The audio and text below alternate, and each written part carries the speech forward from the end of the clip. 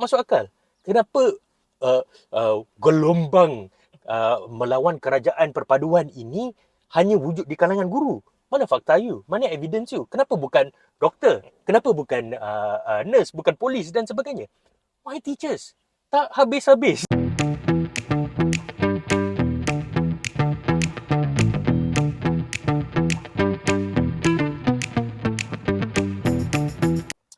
Hai guys, selamat datang ke episod terbaru podcast The Lesson Plan. Saya Samuel. Saya Tian Sing. Dan pertama sekali, kita nak mengucapkan ribuan terima kasih kepada semua penonton yang telah melihat our previous episodes. I think we have quite a good response to it. A lot of comments. So, terima kasih. Dan teruskan support kami dengan like dan subscribe to our YouTube channel and our Spotify. Our Spotify as well. And kalau ada apa-apa comment, just leave it there. We're sure to read every one of them. Yeah, So, I think Sam, this week, I think one question that we kept getting since our episode went out ialah di mana kami. Because ada orang tanya saya, kenapa you kat kereta? Sebenarnya kereta you park kat mana? Tapi disclaimer lah, biasa je bila orang kata ni memang social media punya trend kan. Ramai yang tanya saya. Sebenarnya tak ramai pun. 2-3 orang je tanya. Tapi kita nak jawab juga. Kita parking kat mana? Kita parking kat mana? So, hari ini kita parking di hadapan ataupun berdekatan dengan office Pemimpin GSL. This is an organisation that we are both affiliated with. Yeah. And kalau boleh saya nak perkenalkan sedikit lah mengenai apa Pemimpin GSL, apa yang kita orang buat dan sebagainya. So, Pemimpin GSL was founded in 2017 oleh CEO Sheryl and Fernando. Dan organisasi ini sebenarnya fokus kepada pembangunan professionalism guru, teacher professional development. Dan secara khususnya, kita fokus kepada kepimpinan. Kerana idea kepimpinan itu sendiri, because generally I think fundamentally what we believe in pemimpin is that every teacher is a leader, every teacher is a change maker. Tak kira lah individu itu adalah guru besar ke, principal ke, middle leader ke, ketua panitia ke dan sebagainya. Setiap individu dalam institusi pendidikan yang dipanggil sekolah merupakan seorang pemimpin. Jadi dan saya introduce sikit apa program-program kita. Dan untuk mencapai matlamat tersebut, kita ada 4 program yang teras. So, program yang saya berkhidmat di dalam ialah program Malaysia Teacher Prize. That's why we did a short sharing in our pilot episode berkaitan dengan Malaysia Teacher Prize yang baru habis tahun ni. Kami juga ada program asli dengan guru besar, dengan pengetua sekolah murid orang asli di Perak. Kami juga ada program dengan ketua-ketua panitia di wilayah Persekutuan Kuala Lumpur berasaskan literasi, iaitu program LEAD.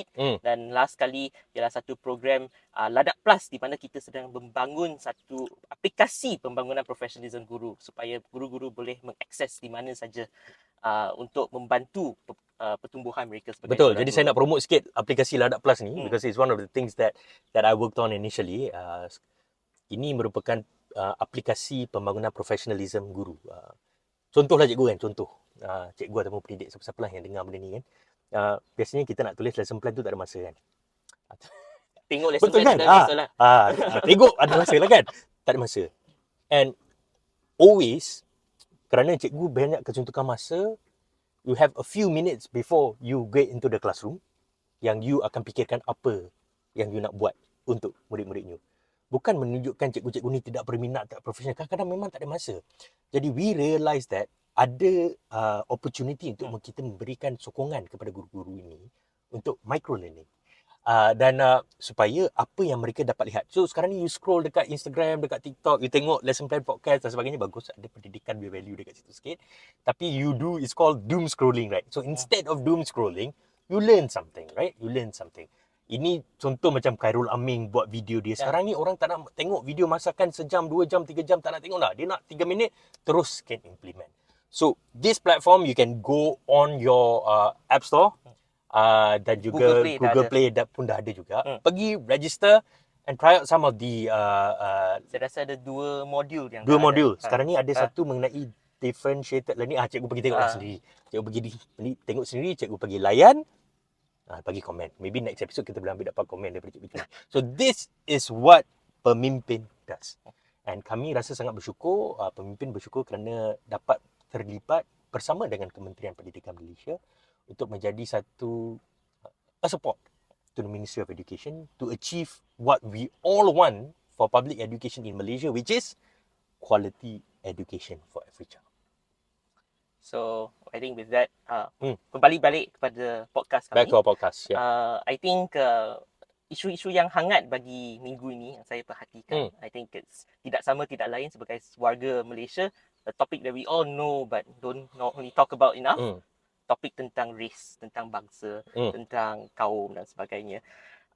Dan saya rasa as Malaysians, seringkali kita we take pride in being a multicultural country. We say, oh, it's good, we have multiracial, we respect each other and everything.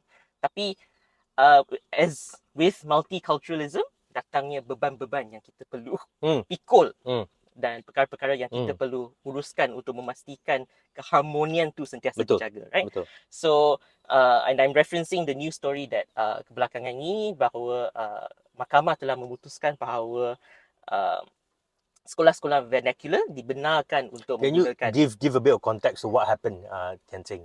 Yeah. So I think kes ni bermula dengan beberapa NGO yang mempertikaikan dari segi constitution, kewujudan dan kegunaan bahasa Ibuda di sekolah vernacular sebenarnya bercanggah dengan constitution kami yang menyatakan bahawa bahasa rasmi ialah bahasa Malaysia, kan? So the appeals court recently came out with the ruling sah di bawah constitution.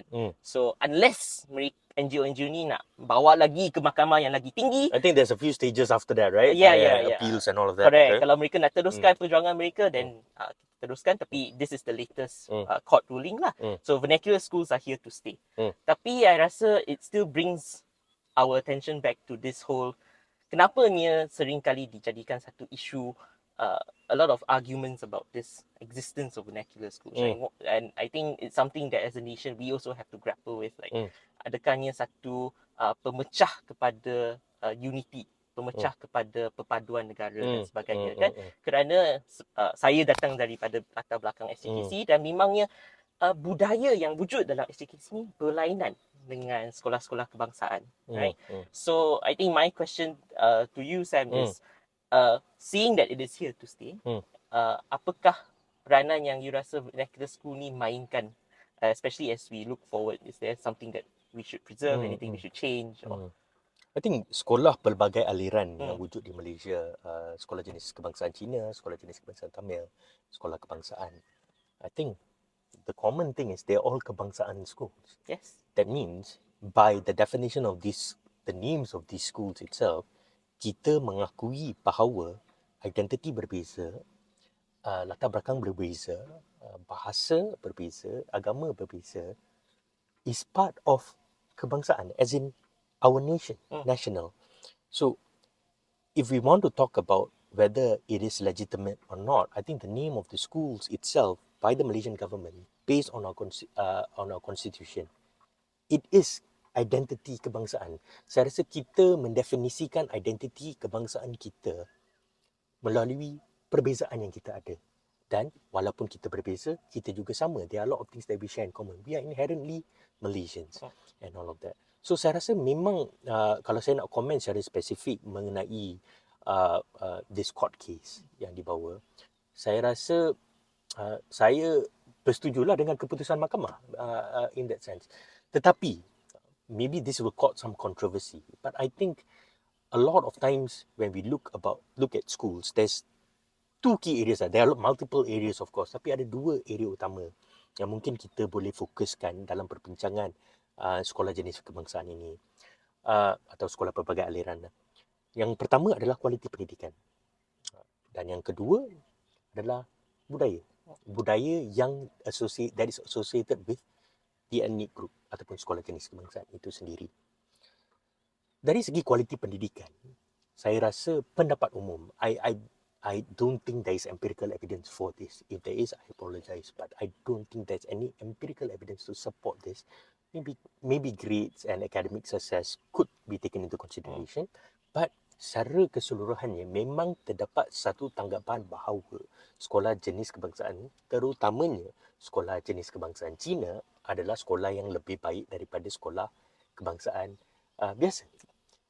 Itu yang pertama. So ini memang selalu didebatkan. Kenapa sekolah itu lagi bagus dan sebagainya. And kita melihat terdapat influx murid ataupun orang daripada bangsa dan etnik yang lain menghantar anak-anak mereka ke sekolah jenis kebangsaan Cina just for that quality education. Itu yang pertama. Yang kedua adalah budaya. Budaya that is associated ataupun dikaitkan dengan budaya sekolah itu sendiri. Di sekolah jenis kebangsaan Cina, obviously it's associated to a lot of Chinese values, Chinese philosophies, besides the language. Dan juga antara yang paling utama adalah cara kerja di sekolah jenis kebangsaan Cina. The discipline, it's commonly associated, right? That is more, I don't know lah, maybe this is racist also, right? Like, more efficient, faster, quicker. Yang tu I tak cakap. I cakap disiplin saja. Discipline. Okay, generally that's the impression. That's the impression of it. So I think these are the two areas that we can focus our conversation about.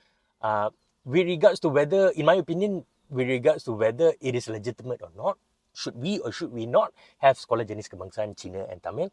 I think number one, if we have defined that kebangsaan means different identities and different cultures and different, that means not. Or it's a bit too late lah. It's 60 years too late. Sekolah jenis kebangsaan Cina and sekolah jenis kebangsaan Tamil has formed their own ecosystem, a very strong ecosystem, good community support, great funding. They're not so much funded by the government and all of that. So there is no way in hell they're going to give it up. Nor should we force them to give it up. No, but I think precisely the conversation about budaya kan, because I think dalam SGK saya, because when we read, masa saya baca berita-berita liputan, dia fokus sangat pada bahasa sahaja. Tapi the budaya yang it carry, and then I think my parents sent me to SGKC kerana nak mempelajari bahasa Cina tu satu, tapi untuk memahami budaya tersebut kan. And then we see that there's actually a lot of opportunity untuk sekolah-sekolah kebangsaan atau sekolah jenis SCKT untuk belajar dari SCKC dan sebagainya di antara satu sama lain. Every time the debate is posed, dia satu kelompong sendiri dan should be treated separately. Yes, there are cultural differences and how you do things, but there's actually a lot of learning opportunity from one another. And especially SJKC dan SJKT juga perlu memainkan peranan untuk mempelajari dari sekolah kebangsaan atau sekolah lain tentang macam mana nak mempertingkatkan penguasaan bahasa Melayu di dalam kalangan murid mereka, because that's one of the weaknesses. Lepas 6 tahun. So you're saying that instead of looking at it as competition between SCKCs and SCKTs, correct, there should be. They serve different markets, but they are not competitors against one another, right? And I think Malaysia merupakan salah satu negara yang very rare in which you see this kind of diversity of vernacular education. I think, okay, if we are only talking about language, right, that, because they're all using a bloody different language, that is why we are not united and all of that, why don't we give the same treatment to private international schools? Sekolah swasta dan juga sekolah international menggunakan bahasa Inggeris sebagai bahasa pengantara utama. Bahasa Melayu kurang tau. Memang salah, tapi tak ada orang cakap mengenai sekolah tu. No. Kenapa? I think with international schools there is that element, the element of choice lagi is magnified, because private schools with cater to a population where mereka nakkan community di mana bahasa Inggeris digunakan, menggunakan kurikulum antarabangsa dan sebagainya kan. But I like to zoom in on that point of yours, element of choice, where we speak about choice. We can't run away from the democratization of education. Sekarang ini, kalau kita tengok lanskap pendidikan memang sangat terbuka. You nak belajar sekolah yang berasaskan bahasa Melayu pun, ada banyak cabang dia.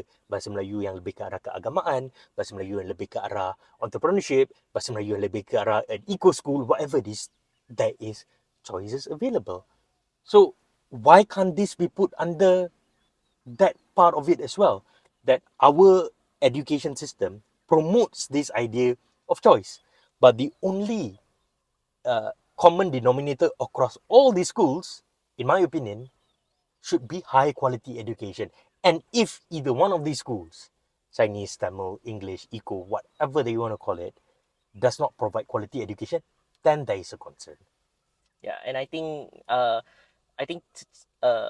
as a whole, the purpose of school is to provide education, and regardless of how you want to supplement dengan bahasa ibunda ke culture ke, the student outcomes is very important. But I think I want to highlight also on one particular issue about teachers, because tanpa guru mana ada pendidikan untuk berkualiti untuk murid kan. Dan saya rasa satu kelemahan yang saya dapat perhatikan ialah, for students you can argue there is a choice.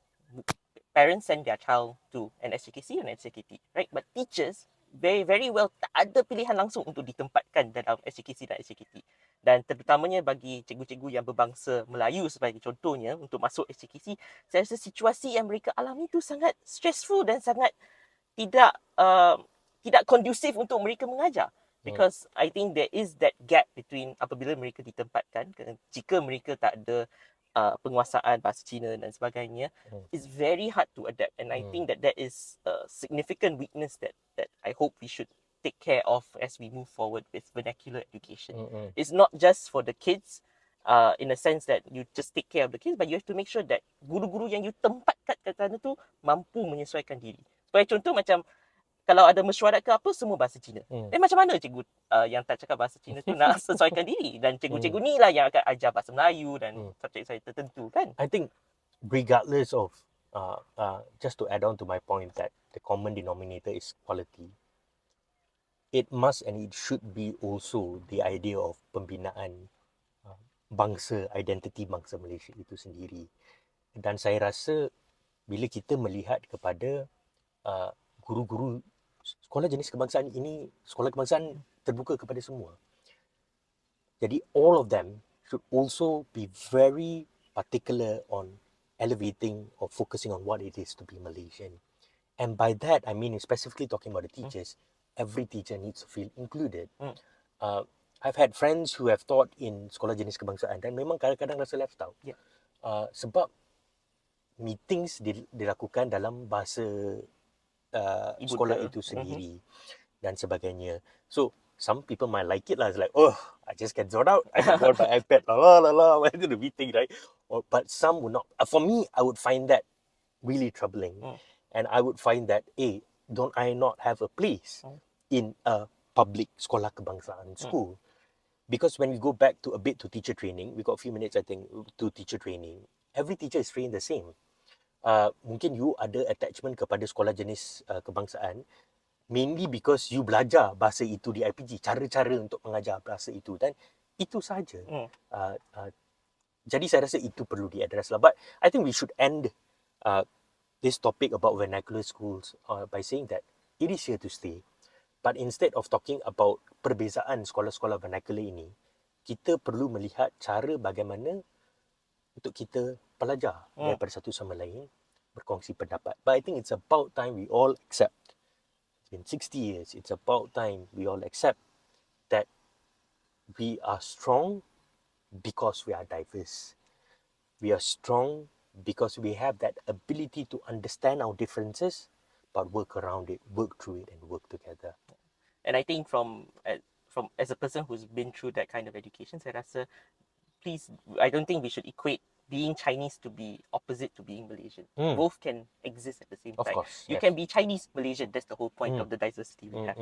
So I think moving on daripada. Shall I take a break first? Yes. Let's take a break and we'll come back shortly.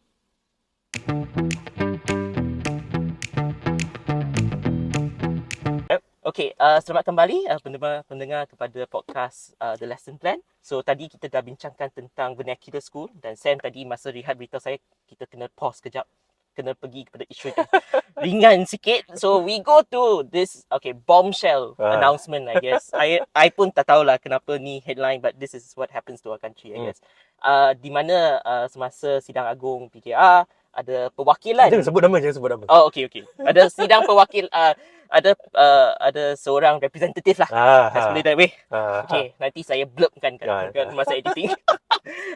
Di mana wakil ini telah menyatakan bahawa sangat membimbangkan trend di mana guru yang tidak menyokong kerajaan.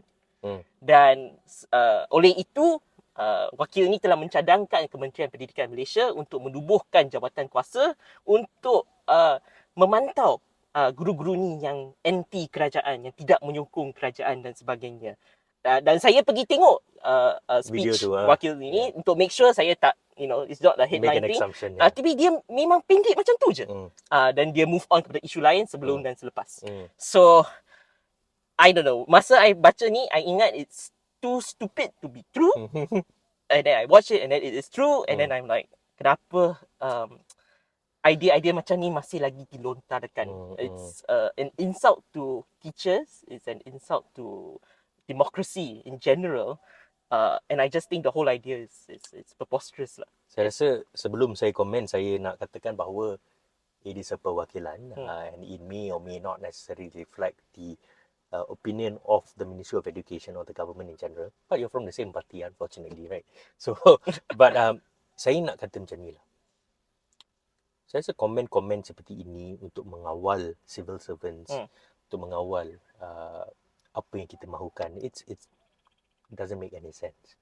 Yang pertama sekali, guru, kita cakap dari konteks guru itu sendiri, mereka ada hak mereka untuk sokong siapa dia orang nak, untuk undi ahli politik, parti politik yang mana mereka nak, as long as ia tidak mengganggu tugas hakiki mereka sebagai pendidik di sekolah. Doesn't matter. That's number one. Okay? They have the right to do so. I can support any political party I want. That is within my rights. As long as it's not interfering with my jobs. But I think a lot of times, masa saya di IPG dulu, saya selalu ditakutkan dengan benda-benda macam ni juga. It's a scare tactic yang digunakan untuk shut you up or to control your expression. Masa di IPG dulu, there's this Akta 147 ke 157, I tak tahulah. Geng-geng IPG boleh tak komen apa akta tu. Apa-apa yang you buat, dia kata, oh, ini Akta 147. Ini akta yang ni. I'm like, bloody hell. Then it's like, because if you look at that akta, it is very general, right? So basically, it's very open to interpretation. But these scare tactics are so old. We are a progressive country. We are a country yang mahukan perbezaan pendapat supaya kita boleh sama-sama membangun. Yang tu pertama. Yang kedua, saya rasa, kenapa nak serang cikgu? Kenapa nak serang guru-guru di Malaysia? Tak masuk akal. Kenapa gelombang melawan kerajaan perpaduan ini hanya wujud di kalangan guru? Mana fakta you? Mana evidence you? Kenapa bukan doktor? Kenapa bukan nurse? Bukan polis dan sebagainya? Why teachers? Tak habis-habis. I mean like, let teachers do their job. We are already stretched out as it is. Okay? We are already trying to give our best for the future of our country. Leave us alone. Just leave teachers alone. Dan yang ketiga, ini the last point lah. Yang ketiga, daripada bazir masa dan bazir wang, bazir peruntukan untuk wujudkan satu jawatan kuasa pemantau guru-guru ni, saya rasa kan, ambil duit tu, invest dalam latihan profesionalism untuk individu-individu ataupun perwakilan seperti ini, supaya mereka faham dan mereka mengetahui apakah itu demokrasi, apakah itu sifat profesionalism, dan bercakap berdasarkan fakta. I think let's just move on lah. I think that the perwakilan, I saw a few other sharings. It was good. It was quite good. Mereka cakap mengenai dasar, mereka cakap mengenai ini itu dan yang ini konkret sikit. Tapi sampai kepada ini tiba-tiba jadi macam ni. I mean, it reflects badly, and unfortunately, you only need setitik dealer to ruin the entire thing lah. Now there is that idea that perwakilan di certain party is against teachers. Enough lah. Enough is enough lah. I'm sick and tired of this. It's easy pick. Yeah. Saya risau untuk guru dari negeri tersebut because and all of that. And I think before I end on this, I rasa as much as saya nak labelkannya sebagai satu benda yang sangat lucu atau sebagainya kan, but unfortunately kalau kita tak menangani isu-isu ni, memang dia akan jadi satu macam bayangan yang I think like you said just now, a lot of teachers feel this from days gone by, right? And I think as a country, kita baru je menyesuaikan diri dengan konsep pertukaran kerajaan. Because saya rasa golongan-golongan politik yang cakap pertukaran macam ni, mereka tak faham bahawa as a civil servant, you swore your allegiance to the government, bukan kepada ahli politik. Dan government ni boleh tukar. But because kita ada lebih kurang 50 lebih tahun di bawah satu parti politik yang sama, the idea that the political party is the same as the government and you should swear allegiance to the political party is very much tight. Dan I think we just need to get on from it, and ada perbezaan di mana as a professional you defend dasar Tapi kerajaan memang dan menyampah lah. sebagainya. I was just annoyed when I just saw it. I was just like, I was just instantly annoyed, right? I was reaching out to my phone. I was just going to make a statement about this. I was so mad at this. Like, and fundamentally, just stop picking on teachers, lah. Just enough is enough. I think, just stop picking on teachers. Leave it out of it, lah. It's fine. So I think moving on to teachers, I think on the teacher news, mungkin berita ni bukan satu berita yang sangat hangat seperti yang perwakilan ni. But I think an interesting topic nonetheless, di mana ada guru atau ada kena expose lah, let's put it this way. Dalam, I think untuk pendengar-pendengar sana yang tidak may not understand this very well, dalam education we have a lot of innovation, right? Inovasi ni, as we would like to think, is a way for us to make sure that we give our students the best education, untuk memberi peluang untuk guru menghasilkan inovasi-inovasi untuk menangani masalah murid mereka. Dan ada banyak pertandingan yang dianjurkan dari segi sekolah, PPD, Jabatan Pendidikan Negeri dan sebagainya. Tapi ada timbul kes sebegini di mana ada satu guru yang menciplak atau plagiarize inovasi cikgu orang lain dan patentkan atau registerkan dan menang award. Dan kemudian kita baru find out, dia dapat pertandingan ni daripada plagiarism dan sebagainya. Dan kalau saya baca, saya sebutlah nama cikgu ni kan, sebab saya kenal. Bukan cikgu yang buat, cikgu yang jadi bangsa. Yang bangsa. So this cikgu goes on by it's not a real name obviously, because she's called Bijak Seni. So Bijak Seni, she one of I think innovative teachers that I've seen when it comes to pengajaran seni dan lukisan ini. Saya pernah melihat perkongsian beliau. She's quite prominent within the teacher space as well. And to see her becoming, so the story was like, she went to a conference or an exhibition or something, and she saw something familiar. And she's like, and she met with the other teacher that was presenting about this Inovasi, and he's like, and of course she did not confront that said individual immediately. Of which I think she showed a lot of professionalism in that sense. But I think when we talk about plagiarism atau ciplak inovasi ni, I go back to that point, professionalism lah. Dalam episod sebelum ni pun kita ada cakap mengenai professionalism guru. I think this is something that we need. That is the core of this problem. Ada setengah guru, tidak melambangkan semua guru di Malaysia, yang bersikap kurang profesional. Minggu Solidariti Palestin, kita cakap mengenai itu. Guru bimbingan dan kaunseling pun kita cakap itu juga. Kita kena tengok benda ni secara perkara yang serius lah. Saya rasa benda ni serius. Bila seorang guru mengambil keputusan untuk ambil hak cipta orang lain dan menggunakannya untuk dijual. Saya rasa cikgu bijak seni ni dia bukannya marah cikgu tu guna untuk murid-muridnya. Sebab generally, cikgu-cikgu ni memang suka buat inovasi. Dia dapat hak cipta untuk dia. Tapi untuk dikongsikan. Betul. Untuk orang lain guna. Memang that is the intention.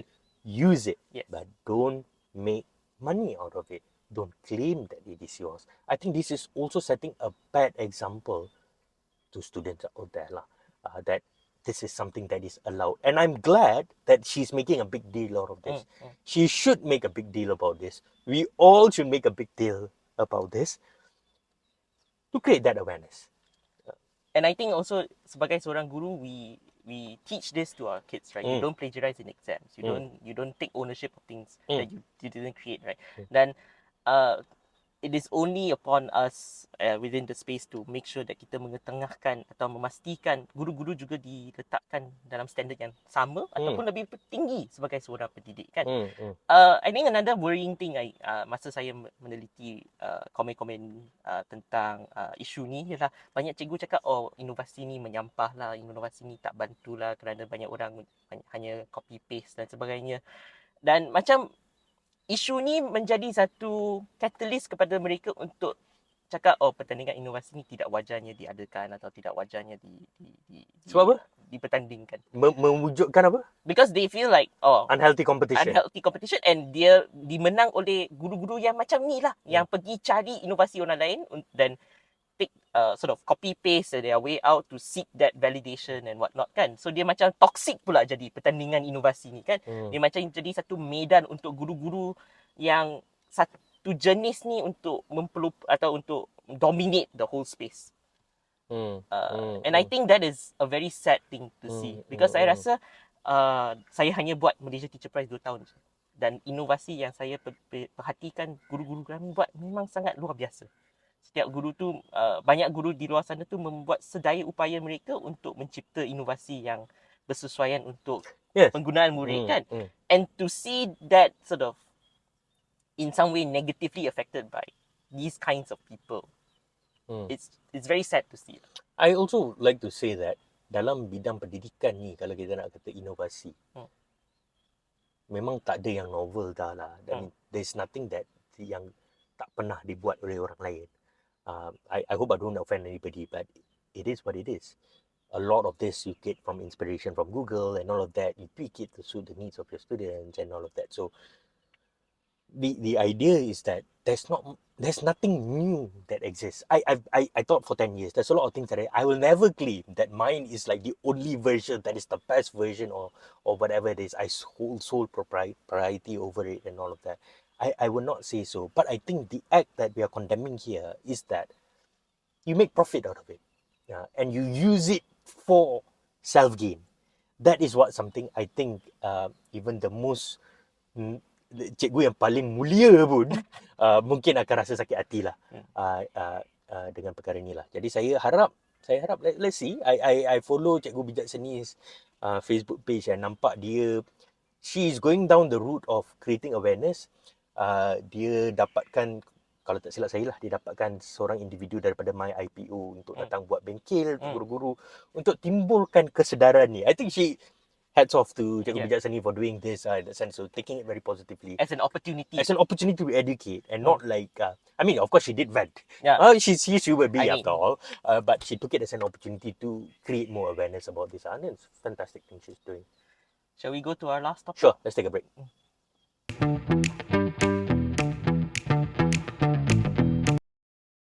Hai semua, alright. Let's go to our next topic. Next topic, I think we got a few more, 2 more at least. So, I rasa satu berita yang menggembirakan, change thankfully. Di mana kita telah mendapat laporan bahawa satu English proficiency test telah yang dijalankan secara global merentas 113 negara telah menyatakan bahawa 113? Okay. Yes. 113 negara yang telah mengambil bahagian.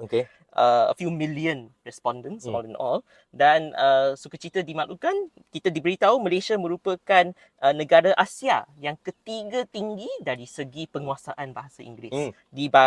Dan nombor pertama dan kedua merupakan negara Singapura dan juga Filipina. So good news, I think, in the sense that I mean, initial reaction is that it's a good news that our. I think we need some good news lah. Correct. I think sometimes we overthink je. Isu je yang timbul. Good news pun overthink juga kan. Macam you contoh you something good happens but you find a flaw in it. Let's just take it for once for a bit. Okay lah, we're third in Asia in something, right? Memang, I rasa... Not from the bottom, from top. No. Number 3. Memang pingat gangsa ni. So I think memang there is merit to the fact that, and I think as Malaysians we see it, the fact that I'm speaking in English is testament to this, I guess. But secara puratanya, I rasa penguasaan negara orang Malaysia ni memang tak lemah pun. Kalau saya tengok macam ada, I have a lot of foreigners who are friends of mine who come and visit. And mereka rasa Malaysia ni merupakan satu negara yang sangat senang untuk datang untuk visit kerana bahasa Inggeris. Everyone has a basic understanding and the grasp. Who did this survey actually? It's called E something, right? EF English Proficiency Index is the exam itself. Okay. So mereka tak nyatakan the organisation does this. Tapi kita pun membaca beberapa kritikan, of which I agree lah, because bila you buat survey atau you buat kajian, Dan benda you kena tengok sampel size sesuai ke tidak, adakah ia melambangkan ataupun sangat fokus kepada satu demografik saja, mungkin di Kuala Lumpur dan sebagainya. Ada lagi satu benda saya nak gembira pasal berita ni. Guess which city I is know, the I best saw. English And then I'm like, I nak throw you that bowl ke. Ni, Kuantan, bro. Ni you punya tempat lah ni. Sebuah bandar raya Kuantan. That's where I'm from. Terbaik di Malaysia. Yeah. The negeri was Ipoh kan? Negeri was Perak. Perak Negeri is was the top Perak, region. But, tapi Kuantan memang leading. 600 dahsyat dia punya gila, skor purata dia. dahsyat. Tapi tak tahulah dia ambil daripada mana kan. Tapi I think criticism towards this, there's a few lah, of course, the sample size and all that. And how they define as, what they define as proficiency. There's multiple levels to this, of course. I think the example yang Tian bagi adalah percakapan biasa, tutur kata biasa, pergi kedai beli nak beli apa dan sebagainya. I think dari segi yang tu memang okay lah. And secara logiknya, kalau saya throw away my academic hat, whatever this and all of that, right, masuk akal juga nombor 3. Sebab dalam banyak-banyak negara di ASEAN ni, yang betul-betul fokus kepada bahasa Inggeris antaranya adalah Singapura, The Philippines, Filipina. They are 1 and 2. Correct. And Malaysia is 3rd. I mean, it makes sense. It generally makes sense. Because you compare, if you compare Malaysia to Thailand, Indonesia, Japan, South Korea, bahasa dominan mereka adalah bahasa mereka sendiri, bukannya bahasa Inggeris. So memang masuk akal sebenarnya. Yeah. Not saying that Malay is not our dominant language. Yes. But I think because when kita nak bandingkan dengan negara asing ni, masyarakat mereka sangat, what we say, English we will say homogenized. Dia satu rupa. There's manakala, like you said just now, our diversity is our strength, right? Yes, Kerana kami ada berbagai suku yang berlainan, bahasa Melayu dan juga bahasa Inggeris dijadikan sebagai bahasa pengantar. Betul. And you go to shopping malls, Betul. most of it is in English. You go out, there's a lot of English influence around you. Yes. And Signboards and all of that. It is there. The exposure is there. It is there. So I think it is something that kita sebagai warga Malaysia boleh membanggakan diri sendiri. At present, this is something we should applaud, perhaps, cautiously. Yes. But that should not be the kayu pengukur untuk kita nak kata bahawa memang dah bagus dah, cukup bagus dan sebagainya. Tidak. Doesn't mean we cannot improve. Betul. Dan saya rasa masalah penguasaan bahasa dalam di sistem pendidikan kita ataupun di sekolah merupakan satu yang kita boleh improve. Yes. Banyak area yang boleh diimprove. Memang we will maybe talk about this in Betul. future podcast. Tapi mungkin investment yang telah diberikan untuk membangunkan pendidikan bahasa Inggeris di negara ini is showing some good lah. Okay lah. Maybe academically, mungkin dari segi bilangan A ataupun pencapaian di peperiksaan dan sebagainya, itu kayu ukur yang biasa digunakan, tidak begitu memberasakan. Tapi dari segi benda-benda macam ni quite, and like okay lah. and I think like we said, right, dia masuk, you tengok laporan bagi data tu, and then kita sebagai penduduk we feel it, we see it, right? Saya rasa kalau kita nak teruskan perbincangan pasal benda ni boleh, tapi ia akan secara tidak langsung membawa kita untuk komen mengenai DLP. Yes. Saya rasa DLP adalah raksasa sendiri yang perlu ditawan. Jadi kita tak payah we'll park it in another episode kalau kita nak cakap pasal DLP lah. But just to talk a bit about this news. Of course. Something to be happy about. Yeah, should be happy about. So, I think our last topik terakhir kami bagi hari ini adalah satu ucapan. Banyak ucapan viral. But this one more positive, I guess would be the word. Di mana seorang graduan di UTM Melaka, negeri saya pula, Navin, yang merupakan pemenang Royal Education Award atau Anugerah Pelajaran Diraja, dan satu part ucapan beliau diviralkan di mana beliau menggesa pertukaran ke arah sistem meritokrasi dan bukannya sistem kuota yang diguna pakai. Dalam perkataan beliau, diguna pakai oleh golongan politik untuk membahagikan masyarakat Malaysia. And I think a lot of people resonate, banyak orang share viral kan, because there is a certain sense of resonance towards what he is sharing lah. Thoughts, meritokrasi, quota. I'll stab at it first, I guess. Sure, go ahead. Saya rasa sebagai dalam konteks pendidikan tinggi terutamanya, sistem quota ni memang wujud. I mean, we still have until today 90% Bumi Putra masuk Meritokrasi, 10% bukan Bumi Putra. And then kebanyakan golongan meritokrasi inilah yang akan berjaya masuk kepada Institusi institusi pengajian pengajian the tinggi particular awam. thing was specifically mentioned in this speech also, right? Yes. So because of the friend yang tak Yes, dapat yes, tu dan yes. sebagainya kan. Yes. And I think it also dia memang satu sentiment yang long standing, kerana kalau kita tengok recently also the Prime Minister was saying that it's very hard to move away from quota system for political challenges. But so I think regardless of the practicality, one thing I would like to say is meritocracy, even though dia nampak macam satu perkara yang sangat baik, and because you're talking about equality, right? You're talking about tak kira dia bangsa apa dan sebagainya, kalau murid ni mempunyai academic qualification yang tinggi, patut diberikan peluang dan sebagainya. And I don't think that kind of system would be quote unquote fair, because there's always this consideration of equality versus equity, kesamarataan dengan keadilan. Dan saya rasa because that's how the quota system came to be, kan? Asal usul the viral picture that goes on of someone standing on the box and all of that. You've seen that, correct. yeah. Asal usul ni is because historically in the 60s and the 70s, golongan Bumiputera, golongan Melayu memang earning less, 60% less than the average of Chinese, a bit less compared to Indian as well. That's why kita adakan corrective mechanism dan sebagainya. But if you look at pure meritocracy, and saya tengok negara jiran kita, Singapura, memang meritocracy yang mereka praktikkan dan amalkan. And what you see is that kerana telah at least 2 generasi yang melalui sistem meritokrasi ini, sebenarnya meritokrasi dia widen the inequality gap. Because unfortunately as Malaysians, like when we talk about vernacular school, apa yang kita kusyuk tentang ialah race. It's always race. But ada banyak faktor yang menyumbang kepada a student's academic performance, right? When you talk about higher earning income, being open to more opportunities, going to tuition, the kind of exposure that they get, that will lead them into being able to perform well in exams. Dan kalau kita mengamalkan satu meritokrasi yang tulen, then apa yang kita akan perhatikan ialah memang the upper class and the upper middle class yang akan dominate peluang, dan kita tak dapat memberikan peluang kepada golongan B40 yang mungkin pencapaiannya dihadkan oleh whatever circumstance that they are facing, regardless of race and all of this, right?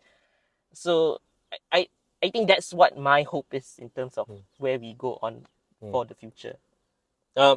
Yeah, I think great point brought up by Tian Sing. I think apa yang Tian Sing cuba nak katakan juga adalah mengenai bahawa meritokrasi secara konsep ataupun secara dasar tidak sempurna. It's not that perfect solution. But I think I'm just gonna rewind sikit. Pertama sekali saya nak ucapkan tahniah kepada individu ni kerana berani bersuara. I think jarang kita, kalau saya tak berani buat kot. Kalau saya umur dia, dapat anugerah yang such a prestigious award yang diraja to go on stage and to take that opportunity to talk about something that he believes to be extremely important and something that we have all shied away from. Kudos to this guy for doing that. I think it highlights the topic again. Highlights the topic, and it encourages more people to talk about it. I think this is something that I really appreciate, that we shouldn't shy away. We should talk about it. We should come to a point where we are mature and professional to talk about it in that sense. So tahniah kepada beliau kerana berani. Satu lagi point yang sebelum ni pun saya rasa ada mahasiswa atau mahasiswi yang daripada kaum minoriti juga berbangsa India yang juga tanya soalan yang sama kepada PMX. At the time there was a huge setback kerana cara PMX jawab itu sendiri yang yang lihatlah, saya tak tengok the whole clip, I don't know, some of it is edited potong-potong, tapi nampak seperti memperlekehkan, patronizing, memperlekehkan apa yang dikatakan oleh mahasiswi ini, dan juga memberi indikasi bahawa kamu tidak memahami how complex things is, that's why you're speaking this way. I'm like, the naivety of mahasiswi atau mahasiswa atau pelajar seperti ini diperlukan. Kita perlukan individu sebegini untuk just keep on talking about it. It's okay. dalam 20-30 tahun lagi, ataupun tak payahlah, 5 tahun lagi saya tak relevan. 10 tahun lagi, 15 tahun lagi, Tencent pun tak relevan. Thank you for reminding me. It is their future. Let's continually encourage them to do it. I had opportunity to actually dive into some do some research about meritocracy last year, and so we were doing the uh, literature review at that point, and I was looking at the education blueprint. Fun fact, perkataan meritokrasi tak wujud dalam education blueprint kita. Tak ada. Tidak timbul sekali pun. Tak ada. Walaupun Tian Seng mengatakan bahawa meritokrasi bukan an all solution, but I think perlu ada usaha ke arah itu, lebih pemberat ke arah itu. Maksudnya sistem kota yang juga pemberatnya lebih kepada merit. Tapi apa yang kita nak definisikan sebagai merit ini sepatutnya sesuatu yang kita bincang bersama. Mungkin apa yang nak dikatakan macam Tian Seng kata, bila kita fokus kepada meritokrasi semata-mata, it widens the inequality gap. Sebab kalau kita fokus kepada pencapaian akademik semata-mata. Jadi secara asasnya saya rasa sistem kota yang wujud memang tidaklah, kalau nak kata, diberikan kepada Bumiputera. Bukannya Bumiputera yang fail segala-galanya dan tak ada juga. Tapi saya rasa, saya tak nak panjang cerita lah, tapi saya nak katakan bahawa kita perlunya ada transparansi ataupun ketelusan to what constitutes to this quota, dan apa merit yang dilihat sebelum pemberian tempat-tempat universiti ini ataupun matrikulasi dan sebagainya. We need to be transparent. Semua kena tahu. Contohnya, itu paling simple lah kan. Ini paling simple, ada satu dashboard. Bila kemasukan universiti setiap tahun, kita dapat lihat di satu dashboard yang menunjukkan, contoh saja, secontoh, maybe it's too simplistic in nature, but sometimes the answer to very complex situations is actually a very simple answer. A dashboard that shows all the universities. What is the criteria? Kalau kita nak kata pemilihan ini, contoh 70% beri kepada golongan Bumiputera untuk kemasukan kepada bidang STEM, contohnya, ataupun engineering. 70% pergi kepada mereka, dan for golongan Bumiputera to qualify for this is the credentials that we are looking at. Berapa A, apa julat, what social economy status, mereka B40 ke dan sebagainya yang dilihat, ataupun M40 dan sebagainya. Kita nak tahu apa benda-benda ni sebab you manage expectations. Contohnya, apabila saya datang daripada keluarga B40, saya tahu bahawa I need to know for sure sebagai seorang minoriti yang datang daripada keluarga B40 bahawa tempat yang sepatutnya diberikan kepada saya pergi kepada seseorang yang lain yang lebih berkelayakan berdasarkan the merits dalam sistem kota itu sendiri. I think itu yang kita mahukan. Sebab I'm very sure golongan minoriti di negara ini, bila kita tahu ada orang lain lebih memerlukan, tak apalah, mereka lebih memerlukan. Give it to them in that sense. Being kept in the dark, kadang-kadang ada, I don't know lah, but this is the sentiment lah, diberikan kepada kawan yang ni lah, kawan yang tu lah, kita tak tahu. Make it open. We need to know. We deserve to know. And because of kekurangan ketelusan By we, I mean everyone. Everyone. Yeah. But I think because of the lack of that transparency, kerana kekurangan ketelusan tu, and I think Bumiputera pun will get the flag for, you got it because you got quota. They have to shoulder the burden that without any other information that helps us to make an understanding on why they get chosen, at the end of the day, the topic will unfortunately be narrowed down to race. And itu sahaja yang kita, because that's the only thing we have and that's the only thing we highlight. Yes. Dan dia tak ada unsur-unsur lain yang diberikan untuk enrich, to make this situation actually the complex situation. Correct. That it is. And I think if that exists, you wouldn't apply in the first place. I dah tahu ada tempat yang macam ni punya banyak. Ini dia punya kriteria pemilihan. Tak payahlah. I daripada awal-awal I dah tahu keluarga saya dah macam ni. Ini kemampuan keluarga saya dan sebagainya. Saya dapat result yang macam ni. I pun cakap tak apa. Golongan lain lebih memerlukan. Kita boleh buat untuk sistem perumahan. Kenapa kita tak boleh buat untuk higher education system? Bila kita ada perumahan BRIM, perumahan Satu Malaysia and all that. There is. You must come from this bracket, Mekanisme tu ada. Mekanisme tu ada. Jadi kita semua tahu. Bukan saja untuk topik ini, tapi untuk sekolah vernacular dan isu-isu macam yang dikira sensitif sebagai ini, we need to create that space where perbincangan sebegini boleh berlangsung. And I think we keep saying this a few times throughout today's episode kan. We shouldn't shy away. Kita tak sepatutnya mengelakkan atau takut atau risau tentang perbincangan ini, because like you said, we can be professional about it, throw out the facts, discuss it. If you want to see change in this country, it has to start from these kinds of discussions if you want to improve things and move on for the future, for the betterment of everyone. So yeah, I think that's in general a good note to end on. Alright, thank you so much for watching, menonton, mendengar kita. Like, subscribe dan share, and see you again in the next episode. Bye-bye.